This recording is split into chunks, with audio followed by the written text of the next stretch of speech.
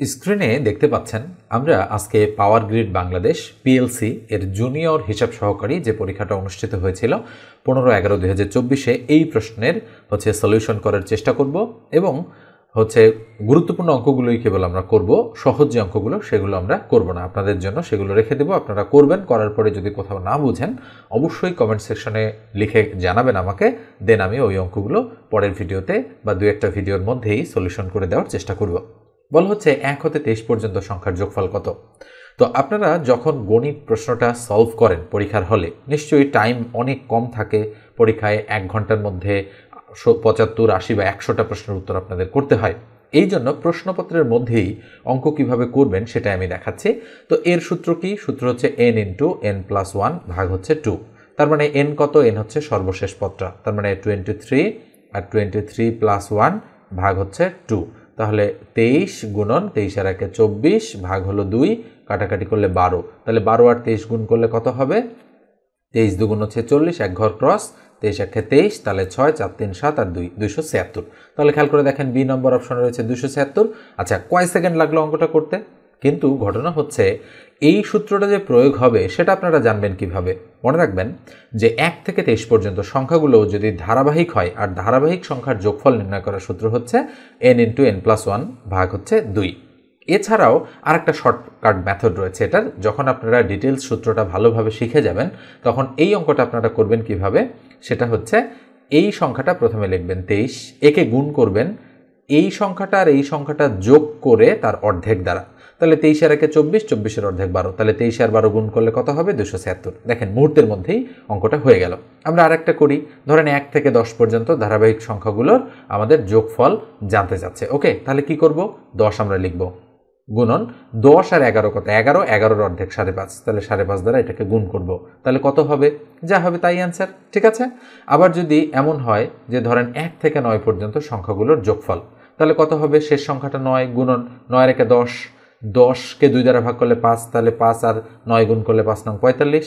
এখন যদি আপনারা জানতে চান যে আসলেই কি এটা হয়, দেখেন আপনারা যোগ করেন, কত কত যোগ করবেন? 1 2 3 4 5 6 7 8 9, কত হতে হবে? 45 হতে হবে। খেয়াল করে দেখেন 8 9 17, 17 আর 7 18 19 20 21 22 23 24, 24 6 30 আর 5 35, 36 37 38 39, 40 41 42, 43 44 আর 1 45, তার মানে 45 হচ্ছে আমাদের যোগফল। তাহলে নিঃসন্দেহে আপনারা বুঝতে পেরেছেন যে 1 নম্বর অঙ্কটা আমরা কিভাবে করতে পারি। এবার আসেন এটা মুছে দিয়ে আমরা 2 নম্বর অঙ্কে চলে যাচ্ছি। বলেন তো দেখি 2 নম্বরে কি বলা হচ্ছে? 2 থেকে 32 পর্যন্ত মৌলিক সংখ্যা কয়টি? মনে রাখবেন এখানে কিন্তু পর্যন্ত বলা হচ্ছে।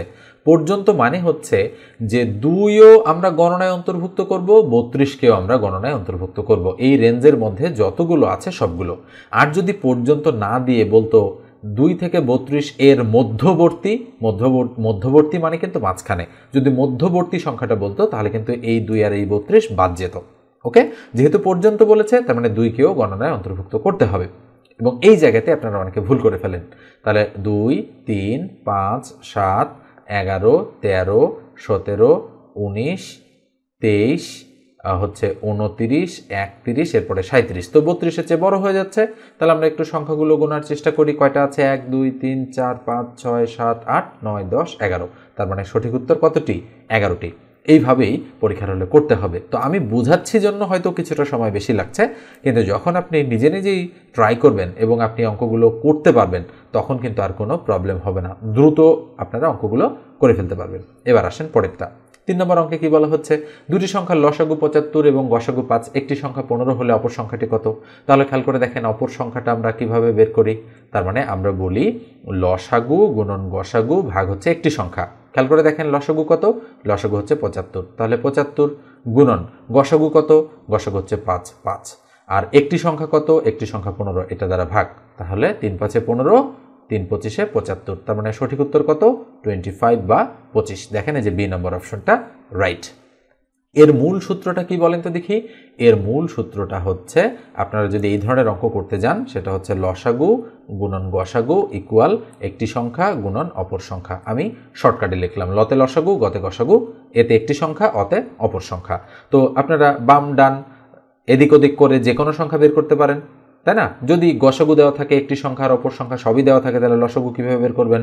লিখবেন লসাগু ইকুয়াল একটি সংখ্যা গুণন অপর সংখ্যা ভাগ হচ্ছে গসাগু। যদি কোনো কারণে একটি সংখ্যা বের করতে বলে তাহলে আপনারা লিখবেন এভাবে, একটি আর অপরটি ইকুয়াল লসাগু গুণন গসাগু, একটু উল্টায় লিখবেন। নেওয়ার পরে যদি একটি সংখ্যা বের করতে বলে তাহলে একটি সংখ্যা ইকুয়াল টু লসাগু গুণন গসাগু ভাগ হচ্ছে অপর সংখ্যা।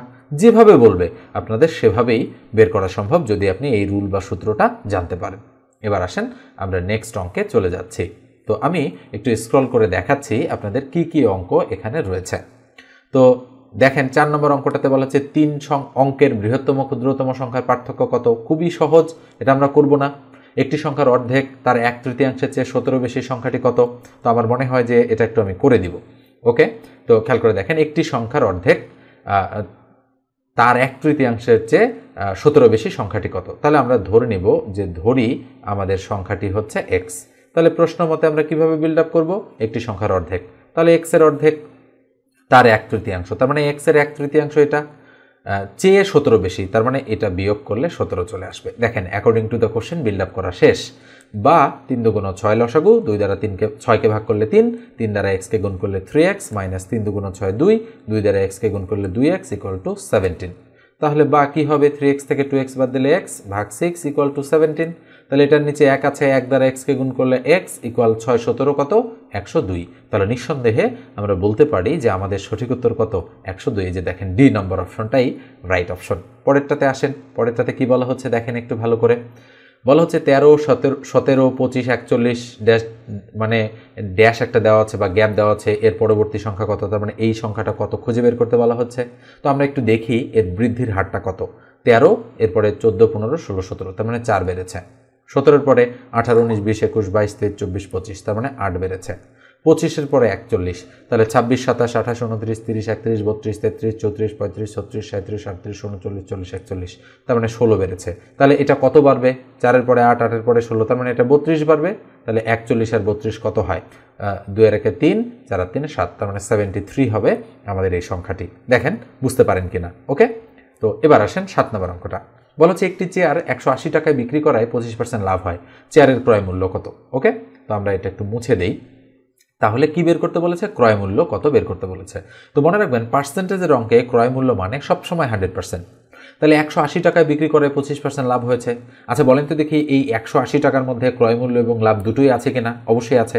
তার মানে ক্রয় মূল্য যদি 100% হয়, লাভ হয়েছে 25%, তার মানে আমরা বলতে পারি 125%-এর ভ্যালু হচ্ছে 180 টাকা। এবার বলা হচ্ছে 1%-এর ভ্যালু তাহলে কত? তাহলে উপরে 180, নিচে হচ্ছে 125, তাহলে 100%-এর ভ্যালু কত? কেননা 100% মানেই হচ্ছে ক্রয় মূল্য, যেটা বের করতে বলেছে। তাহলে উপরে 180 গুণন 100, তার নিচে কত? 125।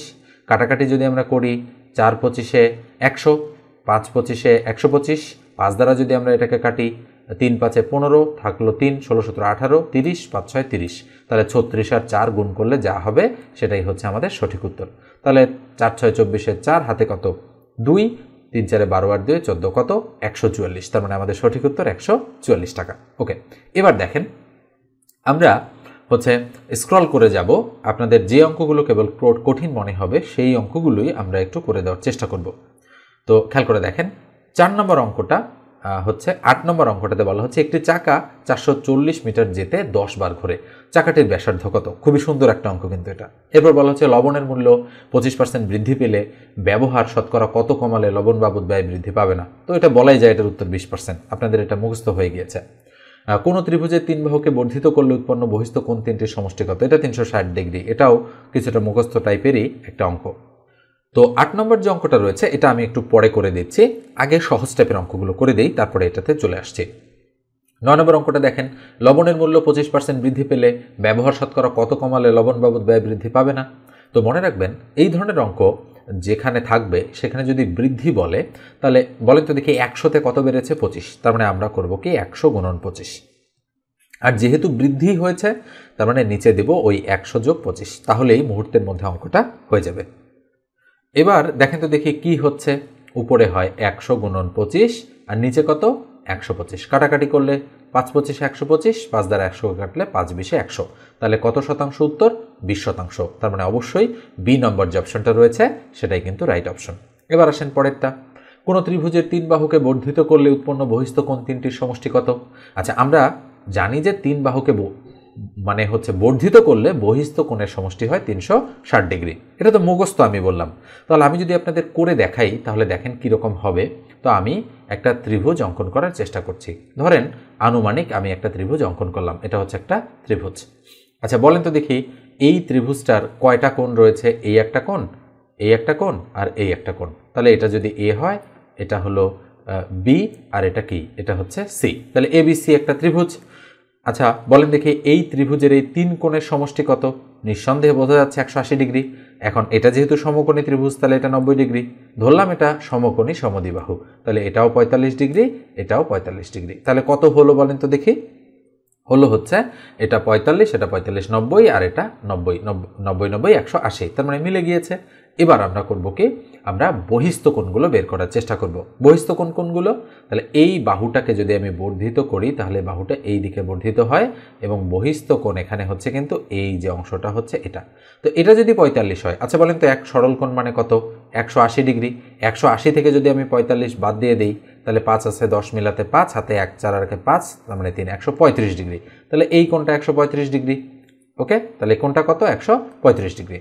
আচ্ছা বলেন তো দেখি, এইটা যদি অন্তস্থ কোণ হয়, তাহলে আমি যদি এই বাহুটাকে বর্ধিত করি, তাহলে এই দিকে যে কোণটা আসবে এটা বহিস্থ কোণ, তাহলে এটাও 135 ডিগ্রি হবে। একইভাবে দেখেন, এটা যদি 135 হয়, এটাও 135। কারণ কি? কারণ এটা 45 ছিল, এটাও 45 ছিল। এবার আসেন, এই বাহুটাকে যদি আমি বর্ধিত করি এই দিকে, আচ্ছা বলেন তো এখানে 90 ডিগ্রি, আর এই দিকে কতটুকু? এই দিকেও 90 হবে, কেননা 90, 90, 180। আমরা জানি এক সরল কোণ মানে কত? 180 ডিগ্রি। এই জন্য আমরা বলতে পারি এটা 90, তাই এটাও 90। তাহলে কত কত যোগ করব? 135 বহিস্থ, এই 135 এটাও বহিস্থ, আর এর সাথে 90 ডিগ্রি যোগ করলাম। 5 5 10 শূন্য, হাতে 1, 3 3 6 1 7, আর হাতের একে কত? বলেন তো দেখি কত হচ্ছে? আমরা আবার যোগ করি, 5 আর 5 10 শূন্য, হাতে কত? 1, 3 3 6, এটা কিন্তু 90, তাই না? তাহলে 3 3 6, 9 6 15, 15 আর হাতের একে 16, 6, হাতে কত? 1, 1 আর একে 2, আর একে 3, তার মানে 360 ডিগ্রি। একটু ভালো করে যদি আপনারা বুঝতে পারেন তাহলে কিন্তু আর কখনোই ভুলবেন না এই ধরনের অঙ্ক। ওকে, এই জন্য এটা 360 ডিগ্রি হয়েছে। আসলে মুখস্থ তখনই বলা যাবে যখন আপনি ডিটেলসটা জানবেন, দেন আপনি মুখস্থ দেখাতে পারবেন। কিন্তু আপনি যদি এটা না জানেন তাহলে এমনিতে আপনার 1 সপ্তাহ মনে থাকবে না যে বহিস্থ কোণকে বর্ধিত করলে 3টা যে কোণ হবে সেটা সমষ্টি 360 ডিগ্রি হবে। এটা কখনোই আপনি মনে রাখতে পারবেন না। এবার আসেন পরেরটা, 11 নম্বর অঙ্ক। কি বলা হচ্ছে এই অঙ্কটাতে? বলা হচ্ছে, খেয়াল করে দেখেন, যে 64কে 7:8 অনুপাতে হ্রাস করলে নতুন সংখ্যা কত হবে? আচ্ছা বলেন তো দেখি, এটা 7:8, এটা দেওয়া আছে কত? 64। যেহেতু হ্রাস বলেছে, তার মানে ছোট কোন সংখ্যাটা এই দুটোর মধ্যে? 7। তার মানে এই সংখ্যাটার ভ্যালু আমরা বের করতে চাই, তাহলেই আমাদের উত্তর হয়ে যাবে। যদি বৃদ্ধি বলতো তাহলে এই সংখ্যাটার ভ্যালু আমরা বের করতাম। আচ্ছা বলেন তো, 64 সংখ্যাটা যদি আমি 7:8 হচ্ছে ভাগ করি, তাহলে বলেন তো বিষয়টা কি আসে এখানে, কিভাবে আসে? আচ্ছা, যদি এইটার আপনারা বৃদ্ধিটা দেখতে পান যে 64 আর 8, এটা কত গুণ বেড়েছে? 8 গুণ। কত গুণ? 8 গুণ। 8 8 64, তাহলে এটাও ঠিক 8 গুণই বাড়বে। তাহলে 7 8 কত হবে? 56। তার মানে আমাদের সঠিক উত্তর হচ্ছে দেখেন বি নম্বর অপশনটা। ওকে, এবার আমি নেক্সট অঙ্কে চলে যাচ্ছি। তো এটা আমি মুছে দিয়ে আরেকটু স্ক্রল করছি। আমাদের কিন্তু 8 নম্বর অঙ্কটা করা বাকি আছে, আপনারা একটু মনে রাখবেন। তাহলে এরপরে দেখেন 12 নম্বর যে অঙ্কটা আছে সেটা কি বলা হচ্ছে? এখানে বলা হচ্ছে 121, 154, 279 ও 594 এর কোন সংখ্যাটি অন্যান্য সংখ্যাতে ভিন্ন? খেয়াল করে দেখেন, এই ধরনের অঙ্ক কিন্তু ইতিপূর্বে কম আসতে দেখা গিয়েছে, ইদানিং কিন্তু এই ধরনের অঙ্কগুলো একটু বেশি আসছে। ওকে, কেননা সংখ্যা সম্পর্কে আপনাদের ধারণা যদি ক্লিয়ার না থাকে তাহলে এগুলো কিন্তু করতে পারবেন না। আচ্ছা বলেন তো দেখি, 121, 154, 279 আর 594 এইগুলোর মধ্যে শুধুমাত্র 121 বর্গ সংখ্যা, কেননা 11-র উপরে স্কোয়ার করলে 121 হয়, আর বাকি একটাও কিন্তু বর্গ সংখ্যা নয়। ওকে, ভালো করে একটু লক্ষ্য করে দেখেন। তার মানে আমরা বলতে পারি যে এই সংখ্যাগুলোর মধ্যে আমাদের কোন সংখ্যাটা ভিন্ন? আমরা 121কেই ভিন্ন বলতে পারি। এখন আসেন, এখানে কিন্তু উত্তর দেওয়া রয়েছে সি নম্বরটা। তাহলে সি নম্বরটা আমাদের কোন দিক থেকে চিন্তা করে বসানো হয়েছে? আমরা একটু পরবর্তী সময় এসে 12 নম্বর অঙ্কটা সম্পর্কে অধিকতর ডিসকাস করব। ওকে, আমরা একটু দেখব যে আসলেই এই উত্তরটা রাইট আছে কিনা। আমরা এটা মুছে দিলাম। একটা দুটো অঙ্ক কিন্তু এরকম থাকতেই পারে, অস্বাভাবিক কিছু না, একটু কনফিউশন হচ্ছে। ওকে, তো এবার আসেন 13 নম্বর অঙ্কটা। বলা হচ্ছে কি, পিতা ও পুত্রের বয়সের সমষ্টি 60 বছর এবং তাদের বয়সের অনুপাত 7:3। 12 বছর আগে তাদের বয়সের অনুপাত কত ছিল? খেয়াল করে দেখেন, পিতা ও পুত্রের বয়সের সমষ্টি 60। তাহলে আমরা যদি ধরে নেই যে ধরি পুত্র হচ্ছে, আমি কি বের করতে বলেছে, 12 বছর আগে তাদের বয়সের অনুপাত কত ছিল। আচ্ছা, আমি ধরে নিলাম যে ধরি পুত্র হচ্ছে এক্স, তাহলে বলেন তো পিতা কি হবে? পিতা হবে 60 - x। কেন? কেননা দুইজনের বয়সের সমষ্টি যেহেতু 60, এই জন্য পিতা হবে 60 থেকে পুত্রের বয়স মাইনাস করলে যা হবে সেটাই। তাদের বয়সের অনুপাত কত? 7:3। আচ্ছা, তাহলে বয়সের অনুপাত মানে কার বয়স? প্রথমে হচ্ছে পুত্র, তারপরে প্রথমে হচ্ছে পিতা, তারপরে পুত্র। দেখেন বড়টা কিন্তু প্রথমে আছে, তাহলে আমরা বলতে পারি 60 - x অনুপাত x ইকুয়াল কত? 7:3। আমরা কিন্তু এখান থেকে এটা বলতে পারি। তাহলে এখান থেকে আমরা পিতা ও পুত্রের বয়স কিন্তু বের করতে পারবো। 60 - x ভাগ x ইকুয়াল টু উপরে 7, তার নিচে 3। এটা দ্বারা এটাকে যদি গুণ করি আর এটা দ্বারা যদি এটাকে আমরা গুণ করি, তাহলে কি হয়? 7x equal to 3 × 6 = 18, 180 minus 3x। ওকে, তাহলে কি হচ্ছে? 7x, এই 3x এইদিকে আসলে প্লাস 3x ইকুয়াল টু কত? 180। তাহলে বলেন তো, বা 10x ইকুয়াল টু কত হয়? 180। তাহলে x এর ভ্যালু কত? 180কে 10 দ্বারা ভাগ করলে 18। তার মানে আমরা পুত্র পেলাম 18। তাহলে 60 থেকে 20 বাদ দিলে 40, তার মানে 42 হচ্ছে কত? পিতার বয়স। তার মানে 18 বাদ দিচ্ছি আমি একবারই। ওকে, তার মানে পিতা হচ্ছে 42 আর পুত্র হচ্ছে 18, বের করে ফেললাম। এবার বলা হচ্ছে 12 বছর আগে। আচ্ছা, 12 বছর আগে মানে কি? 42 থেকে 12 বাদ দিলে 30, আর 18 থেকে 12 বাদ দিলে কত হয়? 18 থেকে 12 বাদ দিলে হয় 6। ওকে, তার মানে 12 বছর আগে মানে পূর্বে, এই জন্য আমরা বিয়োগ করেছি। তাদের বয়সের অনুপাত ছিল কিন্তু 30:6। কাটাকাটি যদি আমরা করি 6 দ্বারা, 5 × 6 = 30, 6 × 1 = 6, তার মানে 5:1। তাহলে কোথায় রয়েছে 5:1? দেখেন বি নম্বরে রয়েছে। এই অঙ্কটা কিন্তু ইম্পর্টেন্ট রয়েছে আপনাদের জন্য। ওকে, আমি ভিভিআই দিয়ে দিলাম। এবার আসেন, বলা হচ্ছে যে এই যে 14 নম্বর অঙ্কটা, বলা হচ্ছে নিচের কোনটি 3/2 থেকে বড়? এবং এটা বিসিএস পরীক্ষার একটা অঙ্ক। সর্বশেষ অনুষ্ঠিত 46তম বিসিএস এই অঙ্কটা এসেছে এবং আরও একটা বিসিএসে কিন্তু এসেছে, পাশাপাশি অনেকবার বিভিন্ন চাকরির পরীক্ষায় এসেছে। এটা গুরুত্বপূর্ণ অঙ্ক আপনাদের জন্য, কিন্তু অঙ্কটা সহজ। বলা হচ্ছে নিচের কোনটি 3/2 থেকে বড়? তার মানে আমরা নিচে 3 উপরে 2 কল্পনা করছি, এবার নিচে 50 তার উপরে 31 কল্পনা করছি, এবার নিচে 11 তার উপরে 9 এবং নিচে 5 তার উপরে 2 এবং নিচে 27 তার উপরে 11। আমরা দেখব যে এইটার তুলনায় কোনটা বড় হয়। বড় হওয়া মাত্রই আমরা স্টপ করব আমাদের ক্যালকুলেশনটা। তো বড় নির্বাচন করার জন্য আমরা প্রথমে এই কোণাটা গুণ করি, দেন আমরা এই কোণাটা গুণ করি। তাহলে প্রথমে কোন কোণা? এই কোণা গুণ করে 50 × 2 = 100 এটার উপরে বসাবো। এই কোণা গুণ করে 3 × 31 কত হয়? 3 × 1 = 3, 3 × 3 = 9, 93। তার মানে আমরা দেখতে পাচ্ছি 100 বড়, 93 ছোট, তাই এটা বড় হবে না, কেটে দিলাম। এবার আমরা এটা আর এটার মধ্যে কম্পেয়ার করব। তাহলে 2 আর 11 গুণ করলে 11 × 2 = 22, 3 আর 9 গুণ করলে 3 × 9 = 27। তার মানে দেখেন তো 22-এর চেয়ে 27 বড় কিনা? অবশ্যই বড়। তার মানে আমাদের এটাই হচ্ছে 3/2 থেকে বড় সংখ্যা। তার মানে উত্তর 11 তার উপরে 9, তার মানে 9/11 অথবা 11/9। তাহলে কোনটা? এই যে দেখেন বি নম্বর অপশনটা রাইট।